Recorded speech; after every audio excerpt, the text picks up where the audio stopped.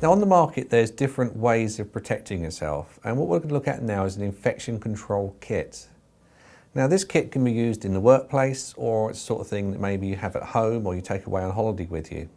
So what we're going to do is look at some of the individual components on different ways and products that you can use to actually protect yourself. So within this kit itself, it's got everything inside the bag.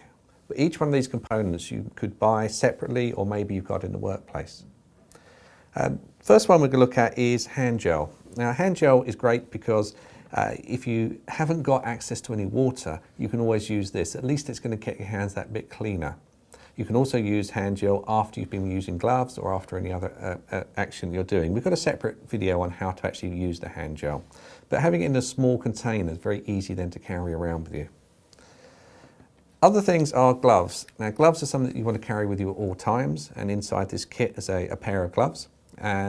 The standard on these gloves is that they are a large size, so if you have got very small hands or very large hands, then you may want to change the size. However, remember, if you put a small pair of gloves in here, then they're only going to be able to be used by somebody who's small, but a larger pair of gloves can be pretty much used by anybody. Other things inside this kit are disinfectant wipes. Now these can be used for clearing surfaces, wiping things down, or any other items. Now hand wipes wipes like this are not that good on cleaning your hands, but maybe they're better than nothing in some instances.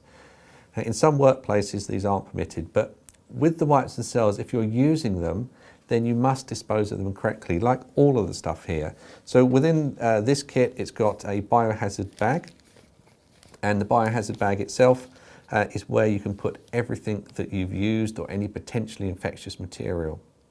Now this potentially infectious material could be including things like where tissues have been used, maybe in a first aid example, or if there's any possibility of an infection due to any other virus or bacteria, or maybe someone's just got a runny nose or something like that.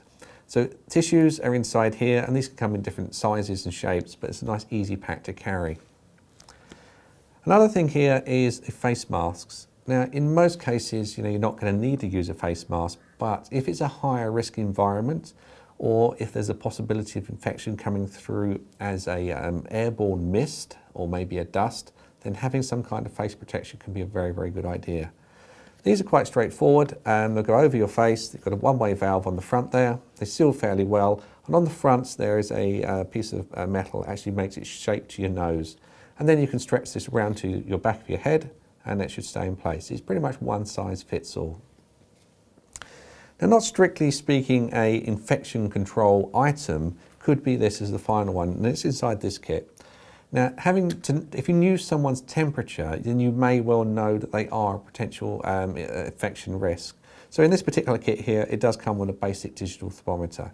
So you can then just check someone's temperature, and if they have got an elevated temperature, then that may well indicate that there is a potential hazard risk.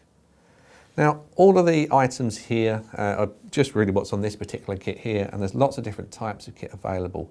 But all of these are very good ways of reducing your risk against infection, whether in the workplace or out of work or at home.